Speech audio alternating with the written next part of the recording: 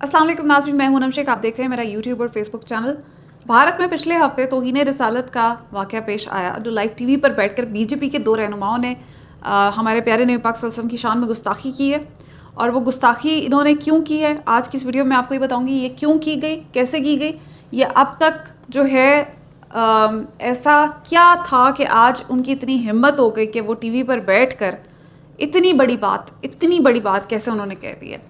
मैंने एक क्रक्स बना के रखा है जिसमें मैंने बेसिक पॉइंट्स जमा किए हैं, जो मैं आपके साथ शेयर करना चाह रही हूँ, जिसमें क्या हुआ, क्यों हुआ, कैसे हुआ, और इसके ऊपर मुसलमानों ने कितना बड़ा एहतजाज रिकॉर्ड कराया और ये इनकी हिम्मत कैसे हुई है। सबसे बेसिक चीज़ है इनकी हिम्मत कैसे हुई है, और क्या होता कि आज ये ना होता। ये बहुत इंपॉर्टेंट है। तो जो दो बीजेपी के रहनुमा थे, सबसे पहले तो बीजेपी कौन सी जमात है? ये आरएसएस हिंदुत्व आइडियोलॉजी की जमात है, जो हिंदू एक्सट्रीमिस्ट हैं। और ये इनकी जो सोच है वो ये है कि हमने भारत को मुसलमानों से और इस्लाम से पाक करना है।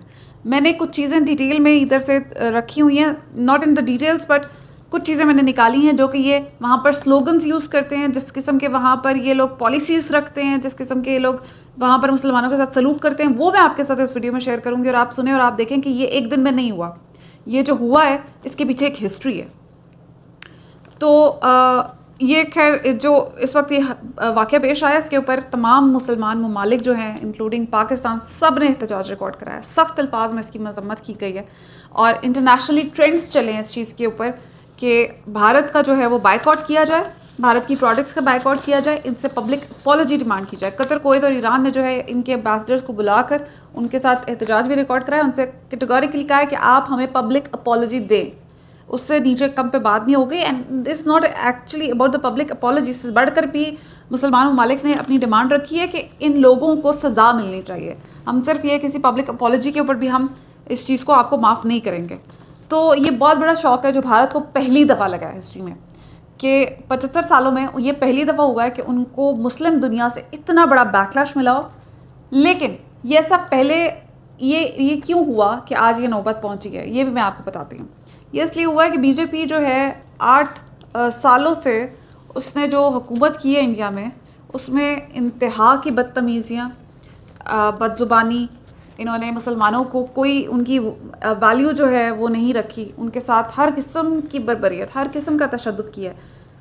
तो आज ये नौबत इसलिए आई है कि ये करते करते आज इस नहज पे वो आ गए हैं कि उन्हें लगता है कि हम कुछ भी कर सकते हैं। और मुसलमान जो है डेफिनेटली उनका तो मोटो है कि उन्होंने मुसलमानों से पाक करना और ये भारत जो है वो पूरा हिंदू स्टेट होगी। अच्छा, इंडिया ने इसके ऊपर ये जो है वो कहा है कि हमारी तरफ से, ये स्टेट की तरफ से नहीं है। ये जो बीजेपी के जो स्पोक्स पर्सन थे, उन्होंने अपनी ज़ाती राय में कुछ कहा है या गुस्ताखी की है, तो हम इस चीज़ को जो है वो डेफिनेटली ओन नहीं करते। और हम उनको, इन्होंने एक्सपेल किया, एक की तो मेंबरशिप को एक्सपेल किया और एक को जो है वो सस्पेंड किया। जबकि होना ये चाहिए कि इन दोनों को कड़ी से कड़ी सज़ा मिलनी चाहिए, क्योंकि पूरी दुनिया के मुसलमानों के जो दिल हैं वो छलनी किए गए हैं। तो ये एक मियर अपॉलॉजी जो है that is not actually enough. फिर आप देखें कि यहाँ पाकिस्तान से शहबाज शरीफ समेत, जो वज़ीर आज़म शहबाज शरीफ है, उन समेत जो है तमाम रहनुमाओं ने इसके ऊपर जो है अपना एहतजाज रिकॉर्ड कराया। लेकिन आप ये देखें कि इंक्लूडिंग टीएलपी ने भी बड़े सख्त अल्फाज में मजम्मत की है, लेकिन वो उस वक्त की मजम्मत के कंपैरिजन में कहाँ है जिस वक्त ये लोग पहले जिस वक्त फ्रांस में हुआ था, तो ये लोग इमरान खान की गवर्नमेंट में सड़कों पर आ गए थे, इन्होंने धरने दिए थे, इन्होंने हर तरह से हुकूमत को तंग करने के लिए एक बहाना निकाल लिया था और एम्बेसडर निकाल दे, आप ये करते हैं, आप वो करते हैं, हम तब तक नहीं जाएंगे, हम सड़कों से नहीं जाएंगे, हम यहीं बैठेंगे। और जलाओ घिराव किया इन्होंने, पुलिस वालों को के ऊपर तशद्दुद किया, उन्हें मारा, कितने कत्ल भी हुए। तो ये उस वक्त के साथ अगर आप कंपैरिजन करें तो अभी जस्ट एक स्पीच आई है इनकी टीएलपी की, तो ये तो एक कंपैरिजन है जो मैं आपको बता रही हूँ। और फजलुर रहमान तो कहीं सो रहे हैं मेरा ख्याल है, अगर आपको भी कहीं मिल जाए तो मुझे बता दीजिएगा।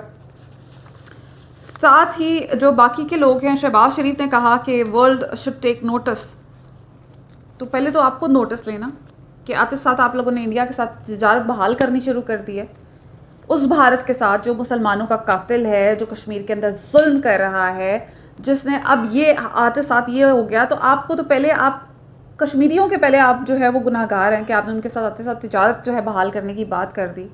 जो एक बहुत क्लियर स्टांस था इमरान खान का कि हम नहीं करेंगे जब तक ये जो है इन्होंने जो कश्मीरियों के साथ जुल्म किया हुआ है वो वापस नहीं लेंगे। तो अब क्या करेंगे? अभी थोड़ी सी शर्म करें और कहें हम तो इजाज़त नहीं करेंगे, लेकिन नहीं, अभी तक तो मेरे सामने ऐसी कोई चीज़ नहीं आई है।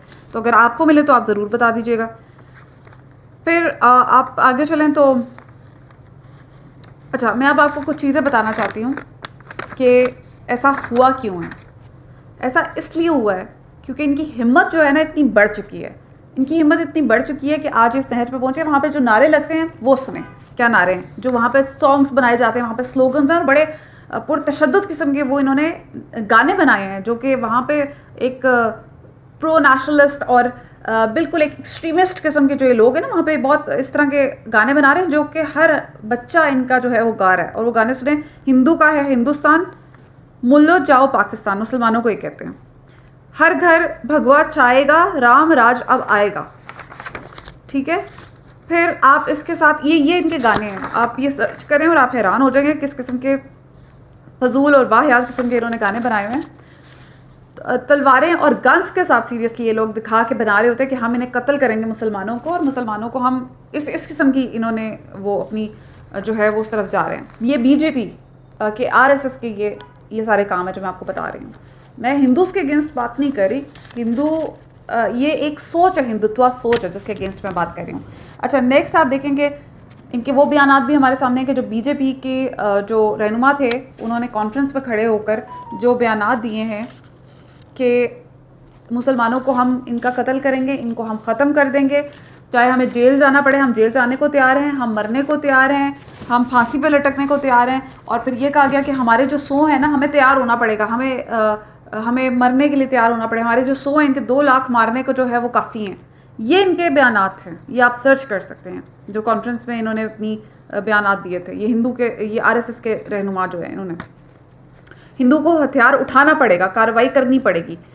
तो ये सब कुछ क्यों है? क्योंकि जो इस वक्त वहाँ पर जो इनका वज़ीर आज़म मोदी है ना, तो मोदी कौन है? वो किलर है, वो बुचर है गुजरात का। वहाँ मुसलमानों के 2000 से ज़ायद मुसलमानों के कत्ल का जो मुजरिम है वो है मोदी। और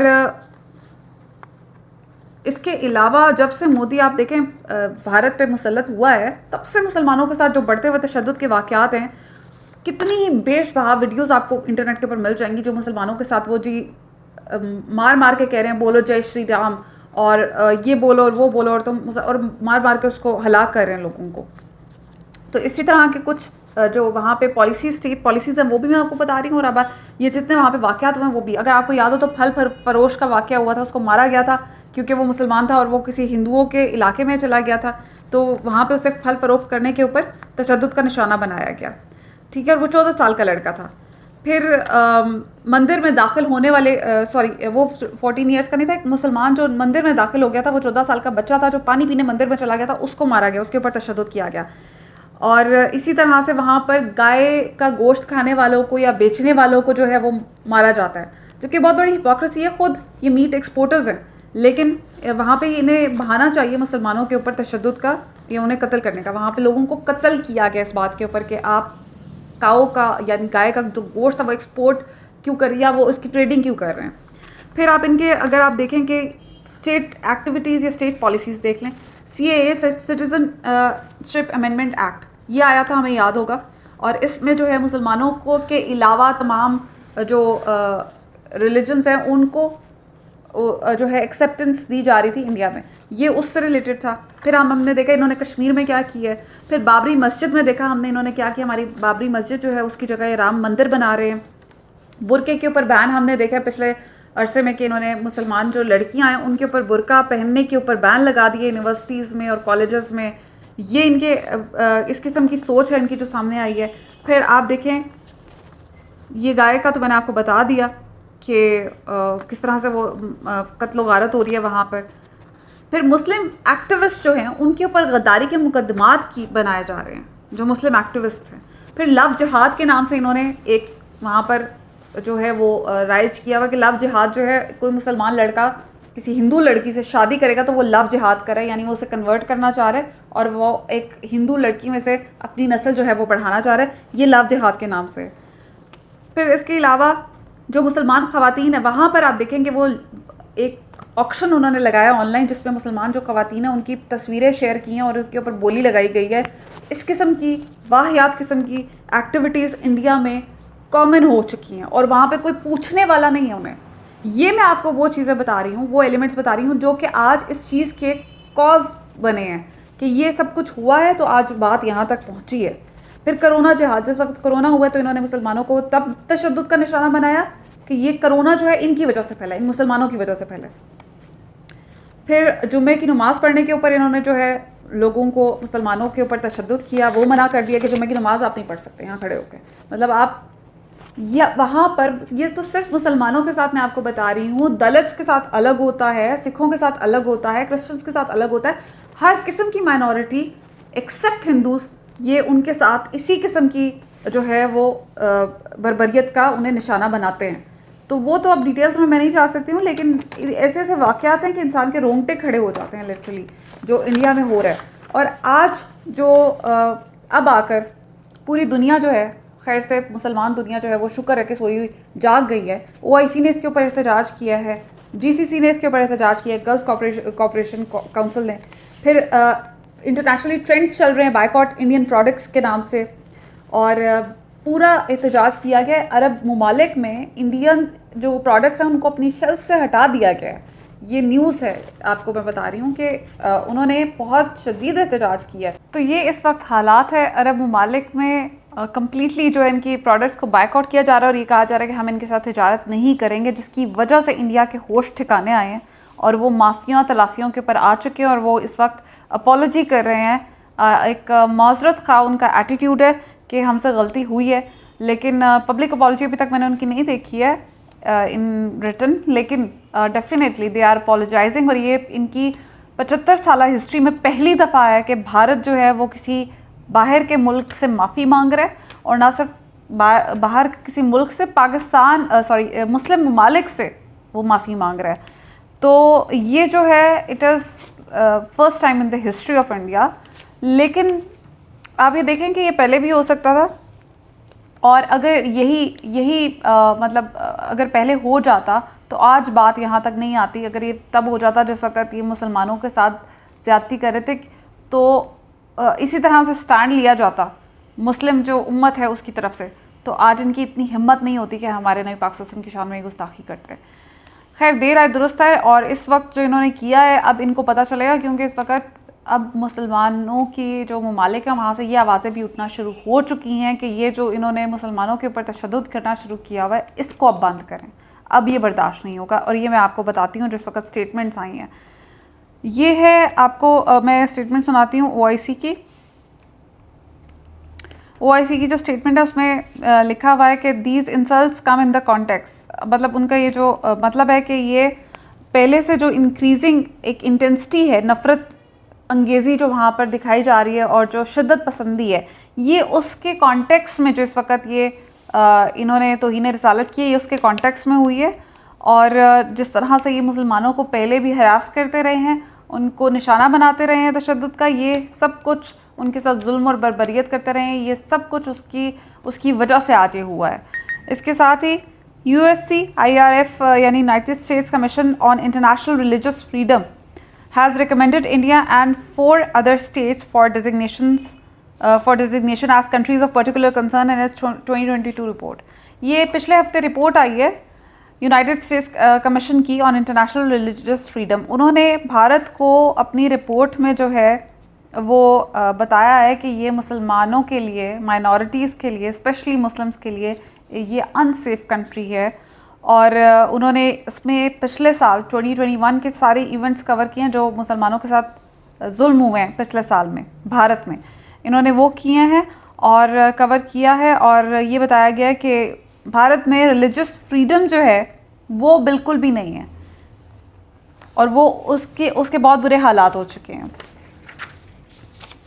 तो ये उस रिपोर्ट में बताया गया, और साथ ही ये कहा गया है कि इंडियन गवर्नमेंट का इसमें बहुत बड़ा किरदार है। ये इंपॉर्टेंट पॉइंट है कि उन्होंने ये कैटेगोरिकली कहा है कि इंडियन जो गवर्नमेंट है इसने ये सब कुछ एस्केलेट किया है, जो मामला आज यहाँ तक पहुँचा है ना, इसकी वजह से पहुँचा है क्योंकि इनकी जो प्रमोशन है ये प्रमोट करते रहे हैं हिंदू नेशनलिस्ट आइडियोलॉजी को, हिंदू नेशनलिस्ट एजेंडा को, दैट जिसने नेगेटिवली मुसलमानों के ऊपर, क्रिश्चियंस के ऊपर, सिख्स के ऊपर, दलित्स के ऊपर और बाकी की जो रिलीजियस माइनॉरिटीज़ हैं उनके ऊपर नेगेटिव इम्पैक्ट डाला है। तो ये सारा उन्होंने मलबा जो है हुकूमत के सर पर डाला, जिस वक्त आरएसएस की, बीजेपी की हुकूमत है भारत में, उसके ऊपर। और ये आप देखें, ये अब शुरुआत हो चुकी है और ये अब रुकेगा नहीं इनका सिलसिला जो है ना ये। लेकिन डेफिनेटली इनकी इकॉनमी जो है वो, इनकी मार्केट जो है वो स्ट्रॉन्ग है। उसके बावजूद आपको पता है कि जिस वक्त बात हमारे नबी पाक सल्लल्लाहु अलैहि वसल्लम की शान पर आती है उस वक्त फिर मुसलमान इकट्ठे हो जाते हैं। और I think this is the point we should get together. अच्छा, इसके साथ उन्होंने कहा है कि ये अपना हिंदू जो एक नेशनलिस्ट विजन है उसको ये प्रमोट करते हैं नेशनल और स्टेट लेवल के ऊपर, इनके लॉज के साथ, यानी एग्जिस्टिंग और जो पास लॉज थे उनको यूज़ करते हुए उन्होंने ये अपनी जो आइडियोलॉजी है, जो हिंदुत्व आइडियोलॉजी है, उसको इन्होंने राइज करना शुरू किया हुआ भारत में, जिसकी वजह से आज ये सब कुछ हो रहा है। तो अब इनको जो है कॉल आउट करना शुरू कर दिया है दुनिया ने, और ये बताना शुरू कर दिया कि भाई आपका ये जो दहशतगर्दी है ना भारत में, ये नहीं चलेगी। और भारत जो है वो मुसलमानों के लिए और माइनॉरिटीज़ के लिए बिल्कुल भी सेफ़ नहीं है। तो ये अब तक की जो डिटेल्स थी वो मैंने उससे आपको आगाह किया जो चल रहा है, और बाकी इसके ऊपर जैसे ही कोई अपडेट आती है तो मैं आपको बताऊँगी। अपना ख्याल रखिएगा।